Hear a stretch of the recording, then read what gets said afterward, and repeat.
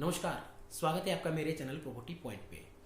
Corona के protocol को follow करें, मास्क लगाएं, बार बार हाथ धोएं या सैनिटाइज करें और बहुत जरूरी हो तो ही घर से बाहर निकलें, अन्यथा घर में स्वस्थ रहें, सुरक्षित रहें, खुद भी रहें और अपने आसपास के लोगों को भी प्रेरित करें कि वो कोरोना के प्रोटोकॉल को फॉलो करें। बात आगे बढ़ाता हूं। बहुत सारे लोगों के फोन आ रहे हैं आजकल। वो लोग सच में परेशान हैं जो किराए के घर में रहते थे। अब उनको ये लगता है कि एक छोटा ही सही उनका अपना घर होता तो आज इस कोरोना के समय में वो कुछ ज्यादा ही सुरक्षित महसूस कर सकते थे। आपको समाचार मिला होगा टीवी के माध्यम से भी या सोशल मीडिया के माध्यम से ही कि एनसीआर के अंदर बहुत सी ऐसी सोसाइटियां हैं, मैं नाम नहीं लूंगा बिल्डरों का, कि उनमें उन्होंने अगर 700 फ्लैट बनाए हुए हैं तो उसमें 300 फ्लैट के अंदर कि सभी लोग कोरोना पॉजिटिव मिले। इस तरह से ये कोरोना स्प्रेड हो गया है और ये कोरोना रहेगा, इतनी आसानी से ये जाने वाला नहीं है। इसलिए आप लोग इस वीडियो को मैं प्रॉपर्टी के लिए तो बना ही रहा हूं, लेकिन आप लोगों से निवेदन करता हूं कि सभी लोग जाकर के 18 साल से ऊपर के सभी लोग जाकर के अपना टीका लगवाएं और जो भी प्रोटोकॉल है उसको जरूर फॉलो करें।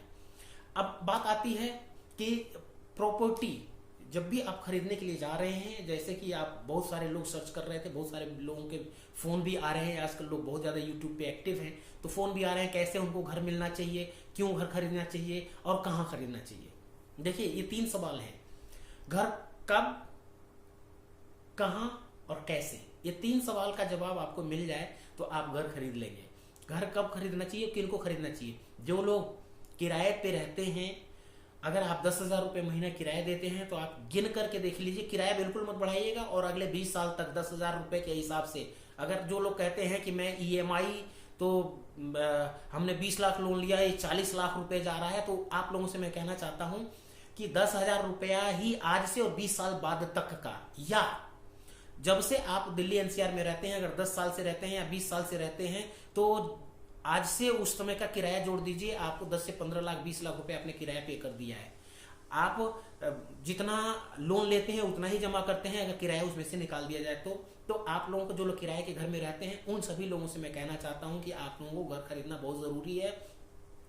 कुछ लोगों का सवाल है कि साहब इस तरह की बीमारियां आएंगी, इस तरह की दिक्कतें होंगी तो हम रेंट कैसे देंगे, ईएमआई कैसे देंगे। तो वैसे ही देंगे जैसे आप किराया देंगे अपने मकान का। ऐसा थोड़ी है कि किराया आप नहीं देंगे, तो भी देंगे, वैसे भी देंगे, रोके भी देंगे, गा के देंगे। लेकिन अगर आप किराए के घर में रहते हैं तो वो किराए का पैसा जो आप देते हैं तो वो आपके खाते में नहीं जुड़ता है। लेकिन अगर आपने घर लोन पे लिया होता तो वो आपका मकान अपना होता और सारी व्यवस्थाएं आपकी होती।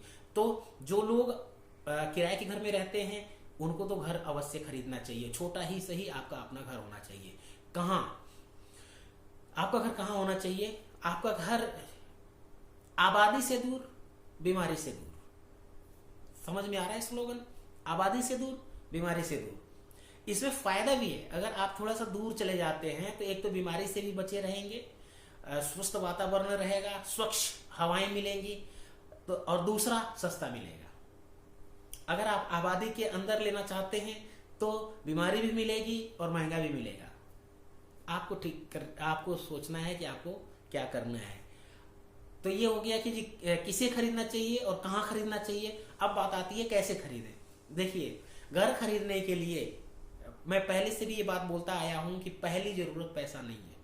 कुछ लोग ऐसा सोचते हैं कि जब मेरे पास 5 लाख 10 लाख रुपया हो जाएगा तभी मैं घर खरीदूंगा। तो सज्जनों, आप मान लीजिए, मित्रों आप मान लीजिए कि आप कभी भी 10 लाख 20 लाख रुपए इकट्ठा नहीं कर पाएंगे। कोई भी आदमी अगर ये चाहता है कि मैं कमा करके अपना घर खरीद लूंगा तो आप यकीन मानिए, आप 2 लाख रुपए महीना भी अगर कमा रहे होंगे, 1 लाख रुपए महीना भी कमा रहे होंगे, तो आप कमा करके इकट्ठा करके आप घर नहीं खरीद सकते। आपको लोन की जरूरत पड़ेगी ही पड़ेगी। तो इसलिए आप 2 लाख रुपए महीना कमा रहे होंगे, 50,000 रुपए महीना कमा रहे होंगे, उस तरह का आपका खर्चा होगा और पैसा कभी भी वो जुड़ नहीं पाता है। क्योंकि घर खरीदने के लिए अगर आप 2 लाख रुपए महीना कमाते हैं तो आप 20 लाख का घर नहीं खरीदेंगे। फिर आपको 50, 60 लाख, 70 लाख, 80 लाख रुपए का घर चाहिए।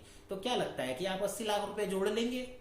कभी नहीं जुड़ेगा साहब, खर्चे उस तरह के हैं। तो इसलिए आपको चाहिए कि जितना जल्दी हो सके, जहां पे भी हो सके, आपको लोन के द्वारा ही घर खरीदना चाहिए। अगर आप कि जॉब इस तरह की है कि जैसे कि ट्रांसफरेबल जॉब है कि आप 1 साल यहाँ रहेंगे, 2 साल वहां रहेंगे। ऐसे लोगों को घर नहीं खरीदना चाहिए। ऐसे लोगों को प्लॉट खरीद करके और अपने पैसे का इन्वेस्टमेंट करना चाहिए, उनको घर नहीं खरीदना चाहिए। क्योंकि आप बार बार शहर बदलते हैं तो आपको घर की जरूरत नहीं है, लेकिन आपको फिर इन्वेस्टमेंट करना चाहिए, आपको निवेश करना चाहिए। तो कहीं भी जहां पे भी आपको अच्छा लगता है, आपको प्रॉपर्टी अच्छी लगती है, जहां के फीचर और फ्यूचर दोनों ही अच्छे हैं, वहां पे जाकर के प्रॉपर्टी में अपने पैसे का निवेश कर देना चाहिए। और जिन लोगों की किसको और घर नहीं खरीदना चाहिए, कुछ लोग और भी हैं जिनको घर नहीं खरीदना चाहिए। जिन लोगों का पहले से रहने का अपना घर हो, छोटा ही सही शहर में हो चाहे जहां भी हो, उन लोगों को घर नहीं खरीदना चाहिए, उनको निवेश करना चाहिए। क्योंकि ये सही बात है कि उनको प्लॉट में अगर लगाएंगे तो उनको रिटर्न ज्यादा मिलेगा। हाँ, अगर आप छोटे घर से परेशान है, आपको बड़ा घर चाहिए, तब आप बड़ा घर खरीदें। अगर आपको लगता है कि नहीं जी मुझे बड़ा घर चाहिए सिर्फ इसलिए कि मेरी जरूरत यहाँ भी पूरी हो रही है, लेकिन मेरा लोगों के सोसाइटी में मेरे यार दोस्तों को लगता है कि मेरा घर छोटा है, ऐसे लोगों को घर नहीं खरीदना चाहिए। आप अभी उसी घर में रहें।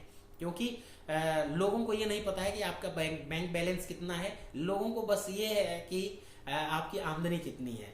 तो ऐसे लोगों को भी घर नहीं खरीदना चाहिए। ऐसे लोगों को छोटे ही सही 100 गज, 200 गज, 50 गज का प्लॉट खरीद करके और उनको निवेश करना चाहिए, उनको घर खरीदने की जरूरत नहीं है।